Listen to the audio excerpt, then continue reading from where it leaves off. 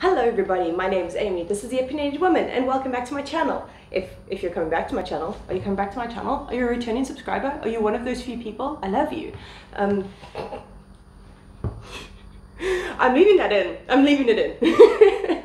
Hi there, welcome back to another Crafty Reads. I filmed my last Crafty Reads very recently, in which I worked on this.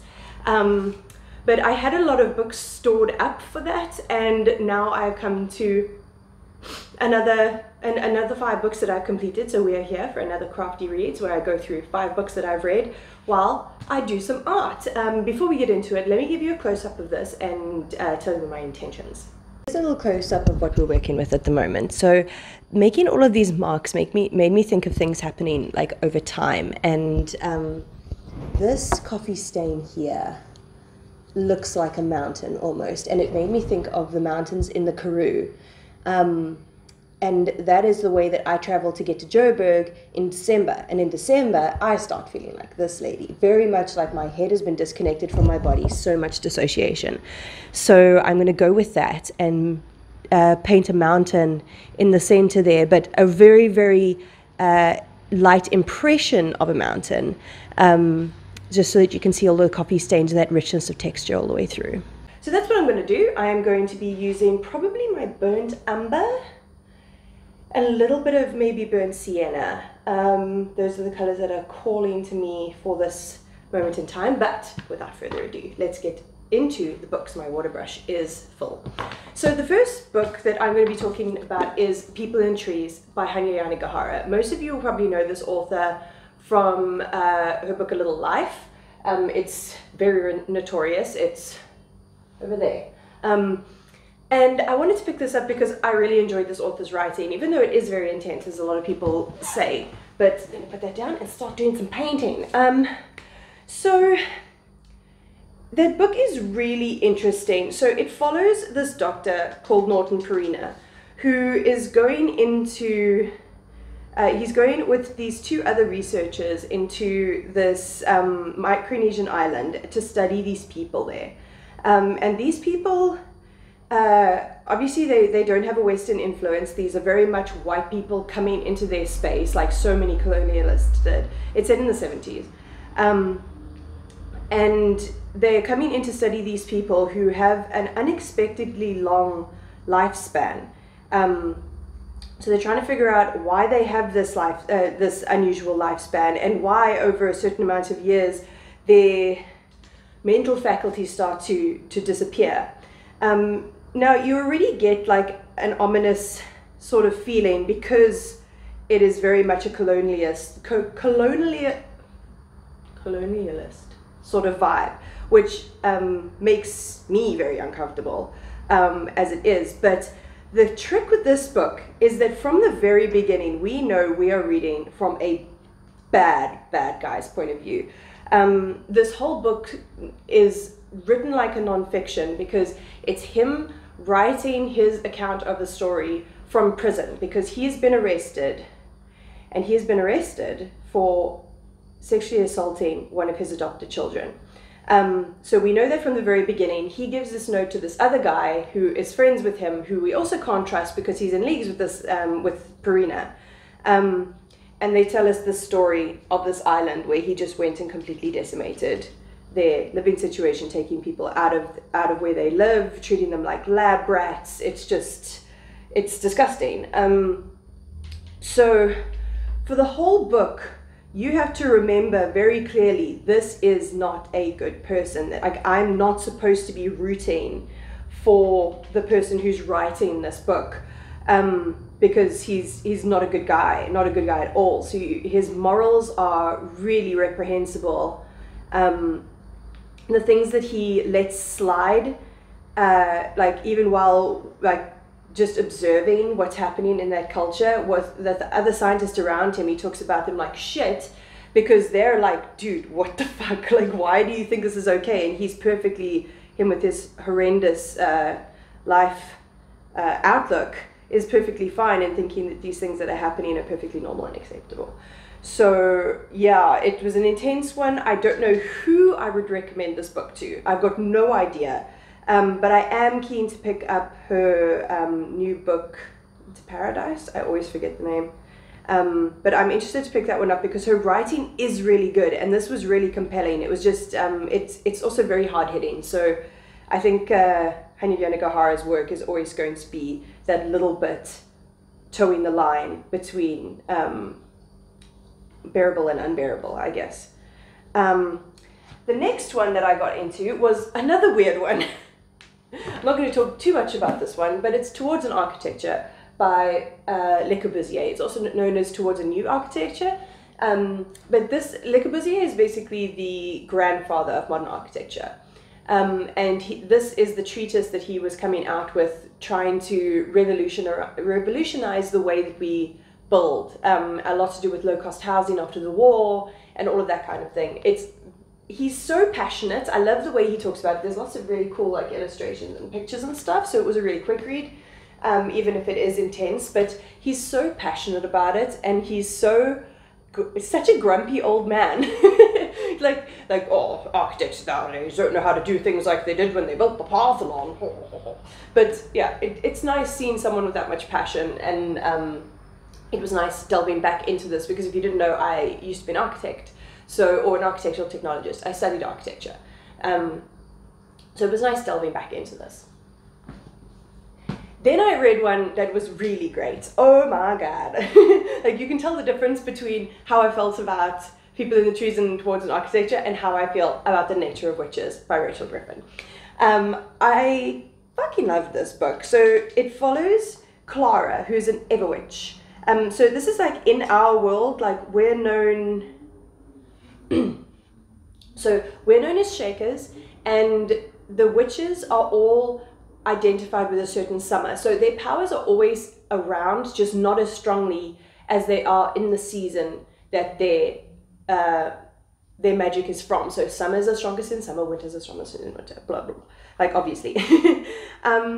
So Clara, however, is an Everwitch, which is something very, very rare.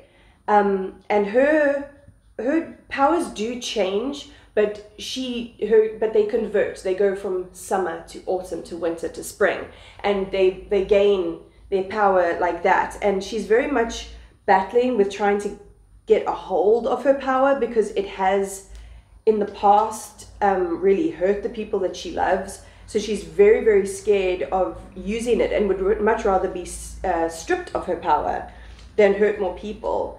But as we go on, we find out how important her power is to the world in general, because this book also goes into climate change. Because obviously, if you have climate witches, their power is going to be affected by climate.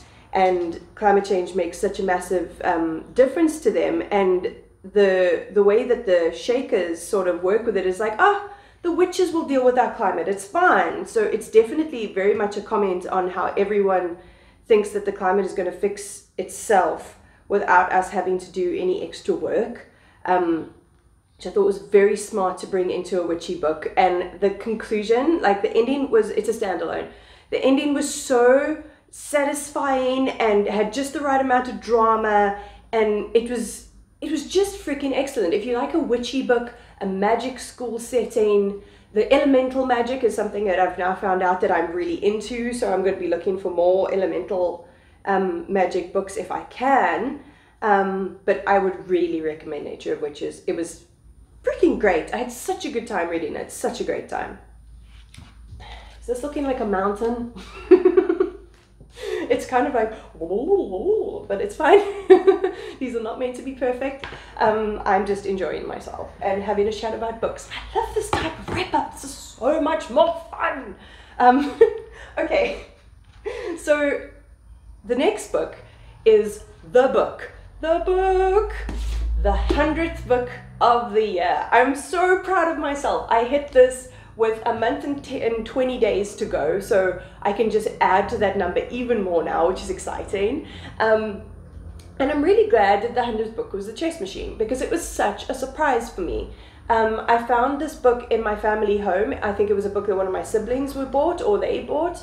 I didn't know what it was about, but because I like to find books that I don't have to pay large amounts of money for, or any amounts of money for, I picked this one up. It's a historical fiction following it's a narrative based on a true event. So there was this guy called Wolfgang von Kempelen, and he made this chess machine, which was supposed to be an automaton that can play chess against you. Unfortunately, that is not what it is. There's a little person inside called Tibor who is operating it. Tibor is fictional, but the chess machine and the scam that Kempelen ran with it is totally true, which is crazy. Like the things you can get away with in the 1700s. So yeah, we follow Tibor, who is going around with von Kempelen, and his helper, Jakob, is translated from German by Anthea Bell, by the way. And we're following the scam, basically, that they're doing, and all of the different things, like people get killed. There's people who are starting rumors about the chess machine. They think the chess machine killed somebody because it's the 1700s. You know, there's a lot of stuff that people believe in that is not based in like reality and stuff, but the education and stuff like that, like it was a whole different time. And if he'd been found out, he would have been put to death. So we have that tension happening the whole time. And so we just follow that along, and a lot of interesting things happening along with it. We also get the perspective of a maid called Elise, who might not be a maid for the reasons that you think she is, which you find out later. She becomes an important character, and I liked her addition. Definitely, it gave it a lot of depth. So I really enjoyed the chess machine. It was like a complete surprise for me, but it was a good read. It came out in the noughties, so I obviously just didn't hear about it until now, and I'm really glad that I got into it. This paper is starting to get VV wet. That's what she said. So maybe I leave it for a little bit. Yeah, I like the shapes I've created though. Like they're cool and weird. More like parabolas. Like no mountain shaped like that, you know? But I'm just having fun with it. I'm just trying to evoke certain feelings. And then the final book that I'll be talking about for this little crafty reads, I finished yesterday, and that's Good Girl, Bad Blood. Bad Blood. Bad Blood by Holly Jackson. This is the second book in the How to Get Away with Murder trilogy, I think it is. If it was more than a trilogy, that would be cool, but I don't think it is. There's another one. But this is, obviously I can't tell you too much about the plot. So this follows Pippa, who in the previous book was following this... So in the previous book, she was trying to uncover what happened in this murder that happened in her town. This girl called Annie Bell, and this, the guy who was accused of it, who also died, called Sal Singh. And she just has a feeling like there's something up with this, and she goes on an exploration. And it gives you her schoolwork background, it gives you her friendship group, her family, which is like a wonderful, like mixed up family. So it shows you a good dynamic about her home life, and that carries on into this one. I keep on describing it as British Veronica Mars, and I will die on that hill. That is exactly what this is. It is British Veronica Mars, and I'm freaking here for it. Pip is a very flawed main character. She is a teenager. Like, you're not going to expect teenagers to make the right decisions in a lot of these cases, and they're not going to be always led by complete like adult logic. And that's something I think that happens in a lot of YA novels, is that the kids get written like adults, and you don't really get that battle that a teenager would have in their minds with something that they're just not equipped to deal with, you know. So we got that same sort of aspect throughout this novel, which I really appreciated. I think Holly Jackson writes Pip, and it writes all her characters in a really believable way, and she has really great twists. And it keeps you guessing without being absurd, you know, because sometimes with like mysteries or thrillers and stuff like that, like the person who's responsible for whatever, because I forgot to say, Pip in this one has a true crime podcast, and she's investigating another mystery. And it really shows how a teenage girl would react in that kind of situation. And then when something traumatic happens to her, it really illustrates that trauma so well through the structure of the writing even. So not just the words that are written. She didn't write how Pip is feeling. There's like breaks in the sentences and incomplete sentences and just words that she's caught here and there because she's going through a trauma. So she's not doing well. And I thought that the way it was handled was just absolutely freaking excellent, and it is so tempting to pick up the next one, but I'm not going to. I'm gonna save it for another time because I wasn't feeling so great. I think reading People in Trees and The False Witness at the same time was a little bit of a bad idea because it is they do have quite a lot of triggering subject matter in them. So having Good Girl Bad Blood was just what I needed. Absolutely what I needed. Okay, listen, I need to stop.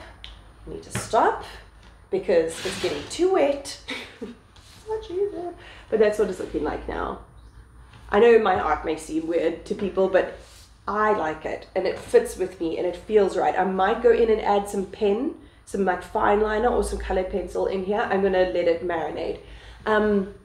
But yeah, if you are looking for a series or something like that that is really feel good, I would go with Holly Jackson. Really give her a go because I had such a good time. And with that, that's another 5 books. I will see you guys next time with a different piece that we will craft together when we chat about my 5 next books. Have you guys read any of these? Like, what do you think about them? Let me know. I always want to chat about books. I'm always amped to chat about books. So if you are ever wanting to leave a comment to chat about books with me, please do. It'll make my day. So if you did enjoy this, please give it a like, maybe consider subscribing and tickle my bell for notifications. And I'll check you next time.